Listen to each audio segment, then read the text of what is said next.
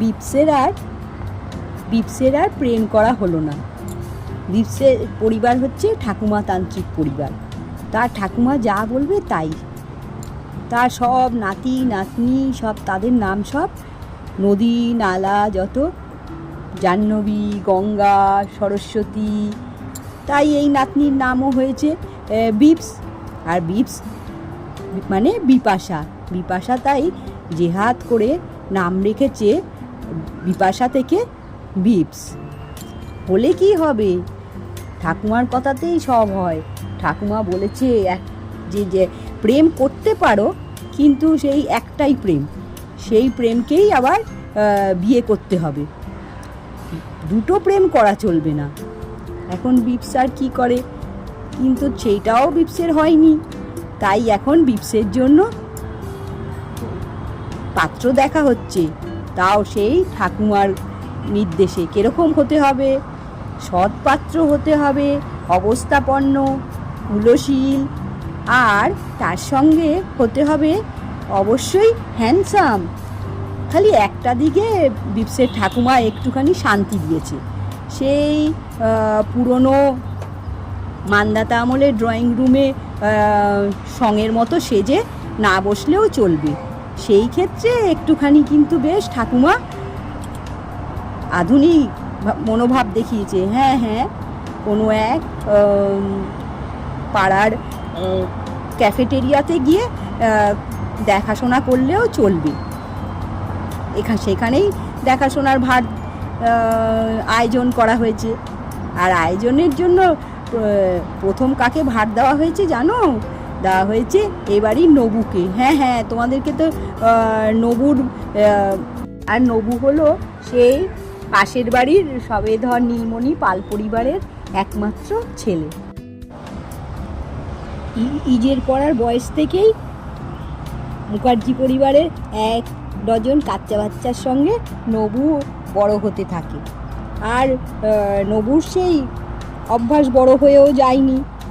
আগে সন্ধে হলেই বই খাতা নিয়ে চলে আসতো, আর যখন বড় হয়ে চাকরি করতে আসলো তখনও সেই এক অফিস ফেরত হাজিরা দেয়। প্রধান পরামর্শদাতা হিসাবে থাকতে হয় এই বাড়ির সব কাকা জ্যাঠাদের। সেই নবুর সিদ্ধান্তকে তো গুরুত্ব দিতেই হবে। বিপাশাকে তার খুদেবেলার ক্ষুদো বন্ধুটার মতো আর কেই বা জানে। আর একদিক দিয়ে ঠাকুমারও নবুর ওপর খুব ভরসা। নবু ছাড়া তার এক দণ্ড চলে না। এই যে আদরের নাতনিটির জন্য সম্বন্ধ দেখা হচ্ছে, তাতেও তার নবুর কথাই শেষ কথা। আর নবুও সেই কাজে লেগে পড়েছে। নবুর দায়িত্ব পালনে ত্রুটি রাখেনি। সে নিজস্ব একটি গোয়েন্দা পর্যন্ত বহাল করেছে। গোয়েন্দা গোপন তথ্যে ঠাম্মা তো শিউরে উঠছে। তার প্রাণের নাতনি বলে কথা, যারটার হাতে তো তুলে দিতে পারে না। আর নবুও সেই ঠাম্মাকে নিয়ে, চলো ঠাম্মা এই রোববারে যেতে হবে, আজ চলো ওই ক্যাফেতে, কাল চলো সেই ক্যাফেতে। ঠাম্মাও গিয়ে চলে। ঠাম্মা বিদ্যাধরী ক্যাপুচিনির খুব ভক্ত। বাবা, সেই লোভেই প্রত্যেকবার পাত্র, ঠাকুমা তো নবুরানা একটা করে পাত্রকে সমানেই নাকচ করতে থাকে। এই নিয়ে নবম পাত্র, সেও নাকচ হয়ে গেল। কি না, তার রাক্ষসগণ, আর রাক্ষসগণের জাল কোষ্ঠী বুজরুকি ধরা পড়েছে। এর সঙ্গে তো আর বিয়ে দেওয়া যায় না তার আদরের নাতনির। তাই জন্য সেই পাত্র নাকচ হয়ে গেল। সাম্প্রতিক যেই পাত্রটি, সে কার্তিক পানা, আর বেশ সুন্দর ব্যবসায়ী, খুবই অবস্থাপন্ন বাড়ুজ্যের পো, হিসিয়ে আলবোলায় নাকে মুখে হুসুসিয়ে ধোয়া ছাড়ছে। বিপস মৃদুস্বরে আধুনিকতার পক্ষে ঝোল টানে। ঠাকুমা, আজকাল সবাই হুকো বারে এসে হুকো খায়, এইটা তুমি ঠিক বলছো না। নবুকে আরেক বাটি পায়েস দাও। নবু, আরেকটা পাত্র দেখতে হবে। এই পাত্রও নাকচ। অর্থাৎ এই করে 10-11টা পাত্র নবুর ঠাকুমা কিন্তু নাকচ করে দিল। মহান দায়িত্ব নিয়েছে নবু, তাকে তো পালন করতেই হবে। এখন আর কি করে নবু? আচ্ছা, আচ্ছা ঠাকুমা, তোমার সেই পার্সা গাছের পাত্র তো ভালো ছিল, তাকে তো আর পারি না বাবা। নবু, কালকে আবার একটা দেখো, ভালো দেখে পাত্র পাও কি না। নববর্ষের দিনটা শুভ আছে, যদি লেগেও যায় তাহলে ভালোই হবে। আচ্ছা, যথা আজ্ঞা। ঠাম্মার কথা তো নবু ফেলতে পারে না। আর আবার লেগে গেল পাত্র খুঁজতে। নবুরে, মেয়েটার চিন্তায় একদম ঘুমাতে পারি না। নববর্ষের পূর্ণ প্রভাতে গঙ্গার ধারে বিপসার নবু, বাড়িতে পুজোর ব্যস্ততা তুঙ্গে। ঠাম্মার নির্দেশে এখন গেছে দুজনে। আচ্ছা, সে কি আজকের পাত্র শুনেছিলাম ইঞ্জিনিয়ার? বিপস জিজ্ঞেস করলো। আরে সেই পাত্রকে ঠাম্মা বাতিল করেছে। কেন? ঠাম্মাকে নিয়ে আর পারা যাচ্ছে না, সব পাত্র বাতিল করছে কেন? আর বলিস না, ঠাম্মার পছন্দ আর মিলছেই না।